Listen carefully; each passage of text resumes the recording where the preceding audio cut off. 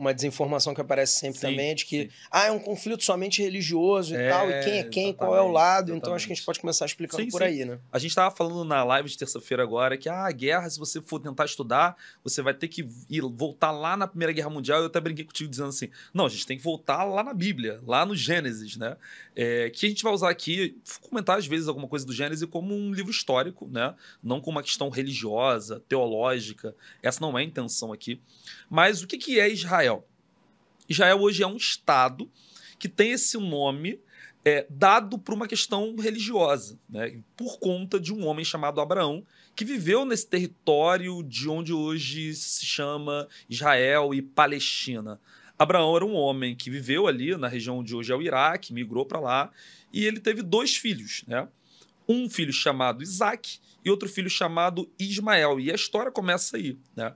Esse filho chamado Isaac deu origem ao povo judaico e o filho Ismael deu origem ao povo árabe.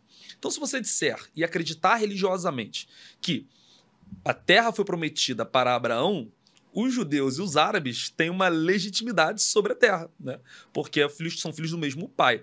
Só que esse território ele foi ocupado por diversos reinos ao longo da história. A gente está falando de Abraão, Abraão é 2000 anos antes de Cristo, né? São 4000 anos atrás. E se você analisar uma história de 4000 anos, muita coisa aconteceu ali.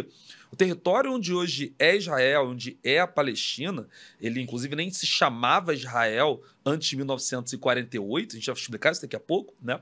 Ele foi ocupado por persas, mesopotâmios, romanos, babilônios, ou seja, muitos grandes impérios na história do mundo ocuparam essas terras, né?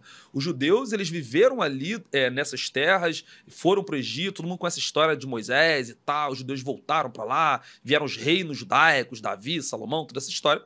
E os judeus, eles foram sempre também dominados por outros reinos. Não só os povos árabes que ali estavam, de Ismael, mas os judeus também. A história que acho que fica boa para as pessoas entenderem os judeus foram dominados, os árabes também foram dominados por diversos reinos. Os judeus, até o ano 70 depois de Cristo, eles estavam ali, nessa região de hoje é Israel, mas foram expulsos, né? Então vamos pensar o seguinte. Foram expulsos pelos árabes, Alu? Não pelos árabes, pelos romanos. Não foi pelos árabes, exatamente isso. E é importante que se entenda que o ódio judeu e árabe ele não existia. São povos que conviveram nas mesmas terras. Os judeus viveram fora durante muito tempo, né? Voltaram, entraram, saíram. Tiveram uma grande saída, que é chamada de a grande diáspora judaica, depois de um conflito dos judeus contra os romanos, aquele império romano que você vê na escola e tal, blá, blá. Só a informação cultural, Pôncio Pilatos não era árabe. Não era árabe, não tem nada a ver com os árabes, exatamente. Os árabes, eles viviam ali, espalhados pelo território, então os judeus foram expulsos dali pelos romanos no ano 70 depois de Cristo, numa grande revolta judaica contra o império, e se espalharam pelo mundo. Os judeus foram para o Egito, para a Etiópia, foram para a Europa, e aí eles se espalham.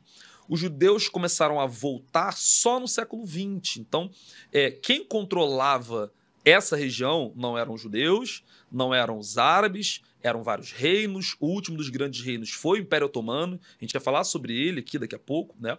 Mas só para vocês entenderem que o ódio de judeu e árabe é algo recente, tem relação com o Ocidente, tem relação com coisas que aconteceram recentemente, não era por religião, até porque, se você pensar em religião, o islamismo ele não nasce com os árabes. Os árabes não eram muçulmanos inicialmente. A história do povo árabe é uma história de 4000 anos. O islamismo existe há 1400 anos. O islamismo foi criado em 637 depois de Cristo por um homem, Maomé, que viveu nesse território.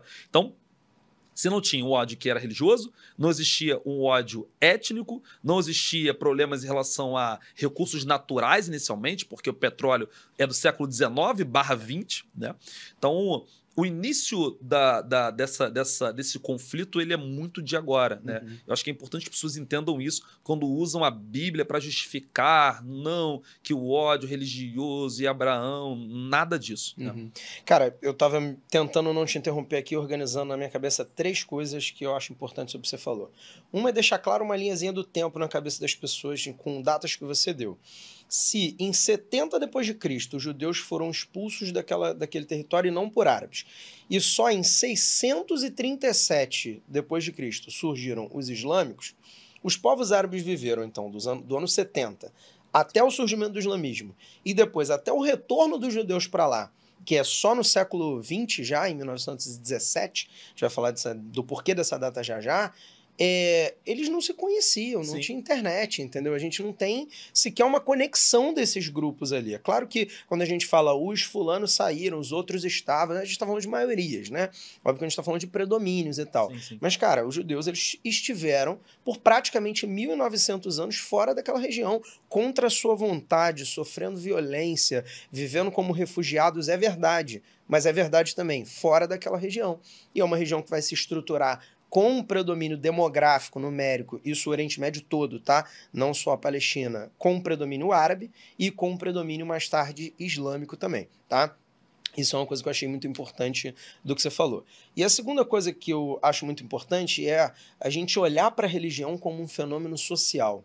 Se você que está em casa é ateu, não acredita em nada em termos de transcendental, de espiritual, de metafísico, tudo bem, a religião não é obrigatória, mas é obrigatório entendê-la como um fenômeno social. Sim. É obrigatório entendê-la como algo que influencia a cabeça de milhões, bilhões de pessoas ao redor do mundo. É seguro dizer que a brutal maioria dos seres humanos tem religião, né? E isso move coisas comportamentais, políticas e inclusive geopolíticas, né? Valorização de territórios e tudo mais. Então acho que